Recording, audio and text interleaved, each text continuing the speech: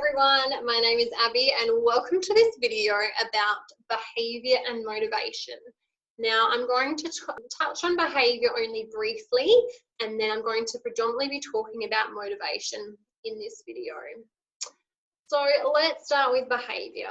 Now any type of behaviour is a form of communication, okay? Me wanting to get my brother to get some chocolate out of the fridge and pleading with him and saying how much I need it now, and me ramping that up and saying it more and more and more, I'm hoping increases the likelihood of him to get up and get it. So that is for me to obtain something, so me wanting to get something. So what we can say is there are four main functions of behaviour. Okay, so we have got number one for attention. So behaviours can occur to get the attention of someone else. Sometimes we'll see this with students. They may be doing something that is quite negative, but within that they're getting people's attention. So then we might need to look at teaching them some positive ways to get attention and to be giving them attention for when they are doing the right thing. So we've got attention one. We've got to obtain things. So, you know, if I snatch something off of another child, means that I can get that particular toy and play with it. So that might be another kind of behaviour, to obtain. And then we have got to escape. So I'm in the middle of my maths test, and you know what, the questions are getting really hard, and I don't know how to do it anymore. And I'm feeling overwhelmed, and so I might say, oh look, can I just go to the toilet? And so by going to the toilet, that's my way of escaping. And then we have sensory. So it may be a behaviour which is fulfilling something within myself, meeting a particular sensory need. So the behaviour may continue to occur in isolation. So it's not to get something, escape from something, or to get someone's attention. Okay, so there are four main functions of behaviour. So if you are noticing a particular student is displaying behaviours, one of the first and most invaluable things you can do is to fill out an ABC chart. Now, an ABC chart looks at the patterns of the behaviour. So it looks at the antecedent, so what was happening directly before the behaviour happened, and then it looks at the behaviour, so what specifically that was. And I wouldn't just be writing, you know, had a tantrum. We want to know exactly what it is that that child is doing. Is it them kicking? Is it them chasing after other students? Is it them chasing after teaching staff? What is it exactly that they're doing? And then looking at the consequence. So what happened as a result? Did the teacher come to them and then spend some time talking with them? Was the child removed from the activity? What was it that happened as a consequence? And so if you build up that data, you can have a look at over the time, what are the patterns? There may be different functions for the same behaviour. So it might be used to escape, it might be used to obtain, and it may be used for attention. But it's a matter of having a look at when it's happening, so the time. Is it always happening, you know, just before recess? Is it always happening in the maths class? Is it always happening when you're working with other students? And having a look at, hey, what are the patterns? So you're being your behaviour detective, looking at what those patterns are, and then having a look at, okay, what is the desirable behaviour? What are the things that we're wanting to teach that student? So maybe punishing them isn't the best way to be teaching them how to act in that particular environment. So say the child's snatching that toy off, what are we wanting them to teach them? To be able to ask for that toy, to practice turn taking. So then we can be building those things into the activities that we're setting and completing with those particular students. So then they're learning those proactive skills. So filling up their bank of resources so that we are seeing more of the positive behaviours and less of the negative. Just be mindful too, we have to look at teaching those things not when that child is heightened or in the middle of those behaviours, but it's when they're in a good place for learning and in a place where they're going to be able to take in that new knowledge and content. So that is some information about behaviour, just touching on that. Now, we're going to talk about motivation, okay? Each of us are motivated for different reasons to do different things. So maybe I've got $10 here.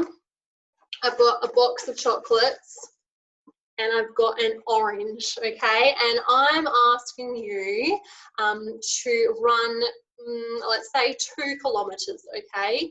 Would you run 2 kilometres for a box of chocolates? Would you run 2 kilometres for $10? Or would you run 2 kilometres for an orange? Or would that still not be enough? Would that still not give you enough motivation to run 2 kilometres? So for some, you might be like, yeah, $10, all right. And for me, that I would be like, yeah, I'll do it for $10. For some who are chocoholics, I'll be like, yes, I'll do it for chocolates. For those that have a fetish for oranges, maybe they would have done it for that. Or for those that hate running with a passion, would be like, no, I'm definitely not motivated enough to do it. Any of those things, nothing will make me run. Okay, the same is true for our students. So generally, students are self-motivated to complete tabletop activities and tasks and things that we're asking them to do. Now, there are some students that motivation isn't enough. They're not intrinsically motivated to sit and listen in a group time for 10 minutes. They're not intrinsically motivated enough to sit at a table and complete a writing task for 20 minutes. So we have to look at ways we can increase that motivation for the student to be completing those tasks that we're wanting them to do. So one way we can do that is looking at how we can incorporate the students' interests into those activities. So say they are a massive fan of Star Wars, how can we incorporate Star Wars into what activities they're completing? They are a massive Peppa Pig fan. How can we incorporate Peppa Pig into the activities they're doing? So we can increase the motivation that way. Another way that we can look at motivation is by having something that the student works for, okay? So we may have particular tasks or activities that we're wanting them to complete, and we can use motivators for the student. So say they complete this activity and then they get to do something that they really want to do. So we're going to have a talk about motivators now. So say you're wanting a student to complete an activity. You're wanting them to use maybe something like a working for board. So we're going to work for something that they're wanting to do. So we've got the building toy here at the moment. So once they've received 5 of these smiley faces, they then get to play with this building toy. Okay. So a few things on setting this up. We have to be really mindful of our rate of reinforcement, okay? If we leave it too long in between giving them their tokens, they may have completely lost that motivation for that particular toy anymore. We may not have them engaging in the behaviours that we're wanting them to. So they may have got up and walked off already when we're wanting them to engage. So we have to be careful that we are reinforcing at a high enough rate.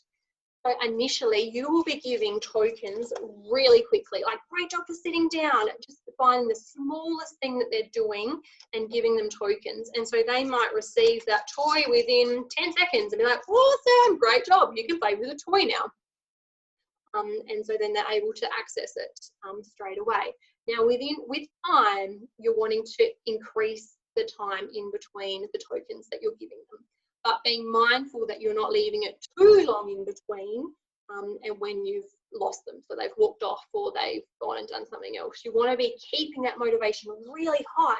Oh, remember the building toy? We're going to play with the building toy, and reminding them of that. You might have the building toy there and they're like, oh, that's right. And so then they continue on with their work. You can get all different sizes, so you might have them working initially with just 5. You might increase it to 10 tokens for the thing that they're working for. Find it helpful for our younger students to have the actual picture of it, or have the actual toy there. It may be a bit too tempting for them to then just take the toy, but you can get a picture of the toy rather than writing it if they're not able to understand written language yet. And then for our older students, they might have a checklist. So it might be working for, can even be free time or free choice.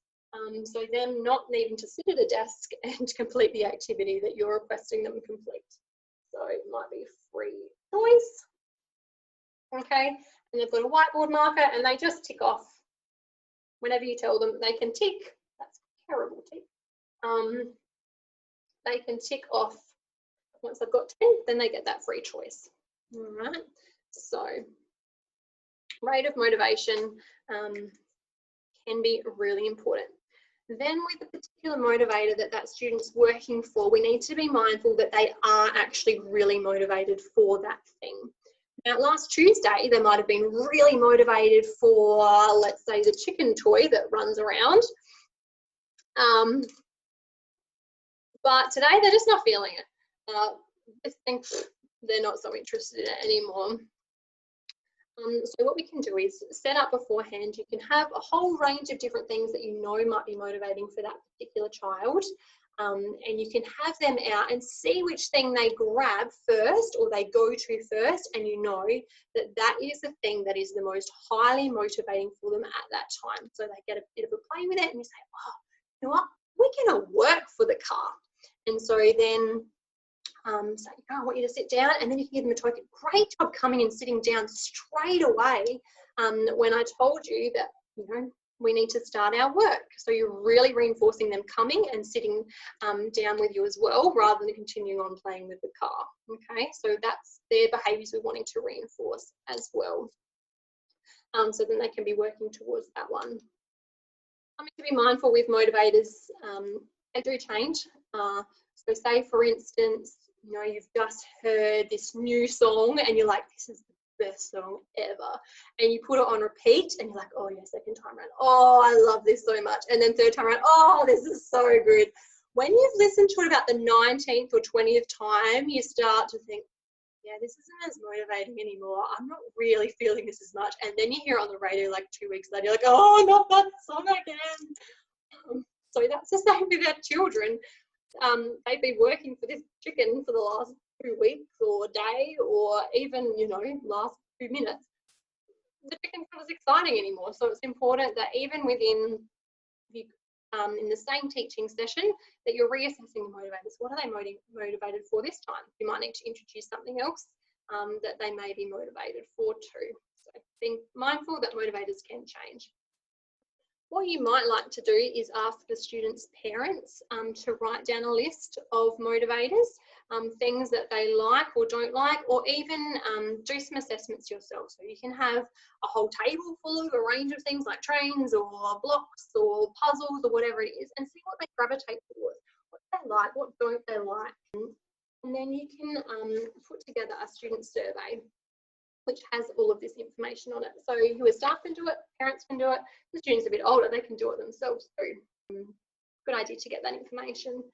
And then if you are using motivators with a variety of students in your class, a good way is to document it within the class and say the students' motivators are changing. So you can just put the date for Joy and her motivator. So, you know, today it was the bubbles, and I can say she's really motivated by that. And so then when another staff member comes along and wants to work with Jo and wants to know what maybe to work for, using the working for board, she can be like, oh, I can see that she's liked the bubbles there, or she's got a new motivator. Oh, okay, I'm going to use that or take that with me when we're doing some activities together. So you've got that information there. And one other thing to talk about are different types of visuals and things like that as well to increase student motivation. So we've spoken about working for boards. You might want to use a working for board that has their favourite thing on it. So it might have Peppa Pig on it, so that might be motivating for them as well. Recommend having a picture of the item that they're working for if it's for a younger student. So then they've got that visual representation. They can actually say, oh yeah, that's right, it's a puzzle. Oh yeah, it's my favourite puzzle I'm working for, rather than the word puzzle and they've got no idea what that means. So just keep reminding them, oh yeah, it's a puzzle. So there's this one here, so it's got, you have them all down below and then they get moved up. Either you or the student can add them to there in favour too of the student doing it themselves. If it means that they're taking too long, like, you know, so they've got to have it all lined up and exactly there and then they're moving them around, that's taking too long, then do it for them. But so as long as they can see that they are getting more and more, like, oh, you've only got one left. Whoa, we're going to get to play with the puzzle really soon. So getting excited about it as well. Something else that you might be wanting to use is a first then board. So maybe it's first writing, then bubbles. Okay, so then they can really have it broken down, especially with our students that have additional needs or have difficulties processing information. It's important that we're using really short phrases and language with them, especially when they're in a heightened state. They can't take in all of that information. If we're sitting down and wanting to have a 10-minute pep talk with them, they need that really clear information. So first puzzle or first writing, then bubbles. Okay, so then they know, right, first this, then that. It's not, okay, well look, first I think we might go and do some writing, and that will be nice, and we'll do that at the table, and then after that, we'll have some time, and then we might go and, oh, I think, because you really like the bubbles, so then we might play with the bubbles after that. Right, that is a lot of information for that child to be taking in. First writing, then bubbles. Okay, then they've got that clear information. Same with a visual schedule, that can be helpful too. So the student having a to-do list, these might be presented in a different way. You might have a checklist that they tick off, so they know exactly what is coming up, and have some preferred things in amongst non-preferred things. So say, they don't love maths or whatever it is, so you might start with something that is preferred. So whether it's their puzzle, so they're going to be able to come in, they will have some motivation there when they begin. Got the puzzle, then you've got the maths, then do their reading, because that's semi-preferred, and then they've got their sight words, and then to finish off, they might have free choice. They can choose what it is that they want to do, because that's something that they really like. Right, so you got the day there, and then as they complete each thing, they put it into the finish column. So they can just glance at that and be like, oh, okay, I've done that already. All right, yes, I've only got 2 more things to go, and then I get my free time. They can visually see it. If we're giving too much auditory input, if we're saying, okay, now, Joy, let's sit down. Now we're going to do first our puzzle, then we're going to do our maths, then we're going to do our reading and our sight words. Oof, it's too overwhelming for them. So them being able to refer back to this, visually see it, that they're working through it progressively, can be really helpful. It also keeps you on track too. So then you can see, okay, I know what I'm doing, and then where we're up to as well. Being mindful when you're first working with a student, you might need to keep these activities really short. Like your maths may last for 30 seconds. Your reading might be them opening the first page of the book. Great, reading is done. Awesome. Oh, sight words. Oh, look at this one. What's this? Cat. Oh, awesome. Great, cat. Finish sight words. You can get through it really quickly.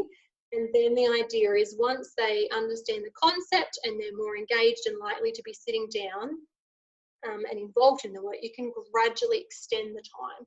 So it might be then increasing it to looking at 2 pages of the book. Or it might be, rather than just the 1 maths question, you might be asking them 3 maths questions. And so then progressively over time, this whole process, rather than taking a matter of 1 minute to get through all of it, or 2 minutes, it can take half an hour, or it might take 45 minutes. But we're wanting to teach them the skills to be able to use these resources as well. All right, so that is our visual schedule. And that is our information about behaviour and motivation. So thank you very much for being motivated enough to watch this video.